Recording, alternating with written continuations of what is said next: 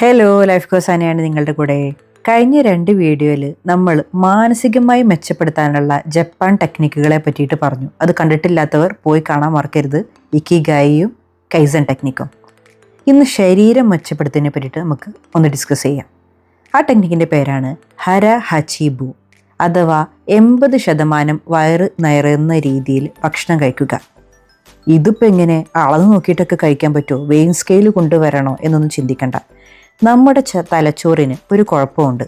മുഴുവൻ ഭക്ഷണവും കഴിച്ചു കഴിഞ്ഞ് വയറിൽ ആവശ്യത്തിലധികം നിറഞ്ഞു കഴിഞ്ഞ് ഒരു 20 മിനിറ്റ് കഴിഞ്ഞാലേ വയറ് ഫുള്ളായി എന്ന് നമ്മുടെ തലച്ചോറ് കാണിക്കുള്ളൂ.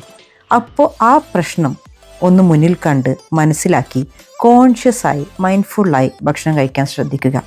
മൊബൈൽ നോക്കി ഇരുന്ന് മുന്നിലുള്ളത് മുഴുവൻ വലിച്ചു വാരി കഴിക്കാതിരിക്കുക. നിങ്ങളോട് തന്നെ കഴിക്കുമ്പോൾ ചോദിക്കുക, ശരിക്ക് എനിക്ക് വിശക്കുന്നുണ്ടോ, അതോ വിശപ്പ് മാറാനുള്ളത് ഞാൻ കഴിച്ചു കഴിഞ്ഞോ എന്ന്. ഇത് ചെയ്താലുള്ള ഗുണം എന്താണെന്ന് വെച്ച് കഴിഞ്ഞാൽ അമിതവണ്ണം കുറയ്ക്കാൻ അത് വളരെയധികം ഉപകാരപ്രദമാണ്. അതുപോലെ തന്നെ നമ്മുടെ ദഹന പ്രക്രിയയും വളരെ നല്ല രീതിയിലാവും. അപ്പോൾ ഇങ്ങനെ എല്ലാവരും ഹര ഹച്ചിബു ട്രൈ ചെയ്യല്ലേ. It's a sustainable way to eat less, feel better and live longer. ഇതും ജപ്പാൻകാരുടെ ലൈഫ് എക്സ്പെക്റ്റൻസി കൂട്ടാനുള്ള ഒരു പ്രധാന കാരണമാണ്.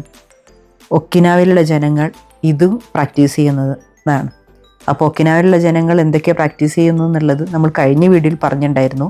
അത് കാണാൻ താല്പര്യമുള്ളവർ ആ വീഡിയോ പോയി കാണേണ്ടതാണ്. അപ്പോൾ ഇതുപോലുള്ള ഉപകാരപ്രദമായിട്ടുള്ള മറ്റ് വീഡിയോസുമായിട്ട് വീണ്ടും കാണാം. ബൈ.